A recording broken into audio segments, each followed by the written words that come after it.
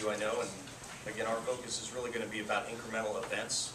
As the Chief Marketing Officer, I'll lead the team to help build the event center, the convention center, which we do right now with LA Inc., with Mark Lieberman and Korea today. So just giving you some oversight.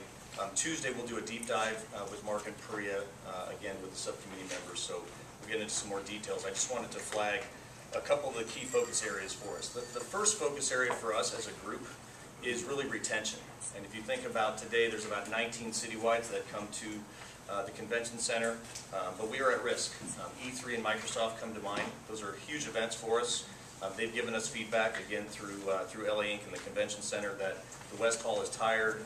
Technically, it's behind the times, especially a convention like E3 wants state-of-the-art facilities and capabilities that we currently don't have. So the state of the facility is something that obviously needs to be improved, and I believe there's estimates in the neighborhood of $50 million to make those upgrades. So that's something obviously we'd be providing. Second, and probably more important than retention, is going to be around attracting new citywide conventions to Los Angeles. I come from Orlando, so I spent 6 years there. I can assure you Orlando never even thought of LA as a key competitor, and it's an opportunity for us moving forward. Sorry to be on the mic. Usually I'm loud enough here as the CMO without it. The mic is way too close to the mic, so it didn't pick up that far. Sorry about that. So attraction, we talked about retention. Is that a little bit better? Much better. Sorry about that. Retention key, again, key clients like E3 and Microsoft. Second, attracting new citywide conventions and really being competitive with the Orlandos of the world to get some of these biggest and best conventions to Los Angeles. Some examples of those: American Academy of Ophthalmology. Doesn't sound like the sexiest convention in town. Based in San Francisco, never has contemplated LA. They have 25,000 delegates. They booked 57,000 room nights in a single visit.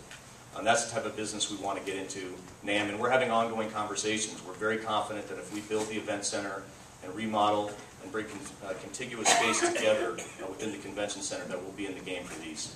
LA Inc. specifically has identified 29 very viable targets. We call them prospects that would move to Los Angeles over the next 5 to 7 years if we're able to accomplish what we set out to do.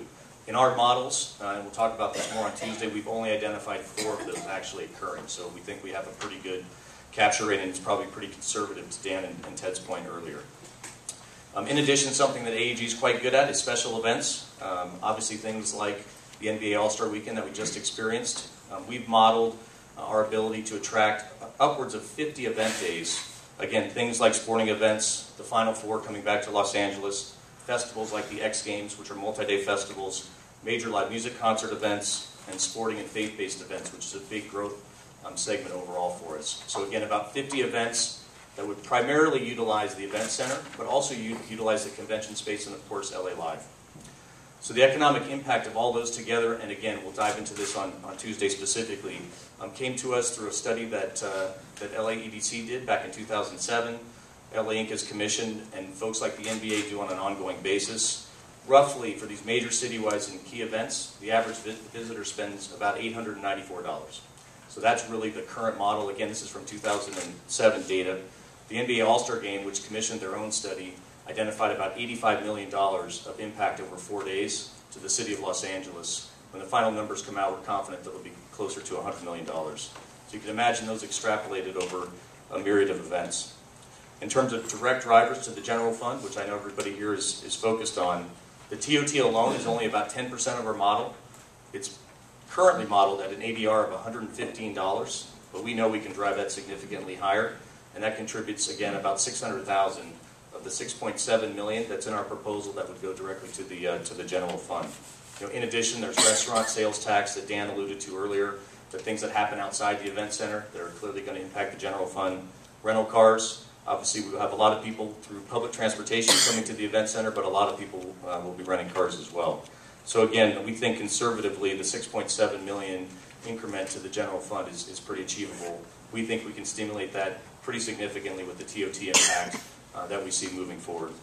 And our final gross estimates, incremental, through the event center and convention center activities, again based on 4 citywides occurring in 2016 moving forward, and approximately 50 total event days in the event center and convention center, is around $600 million in gross incremental revenue.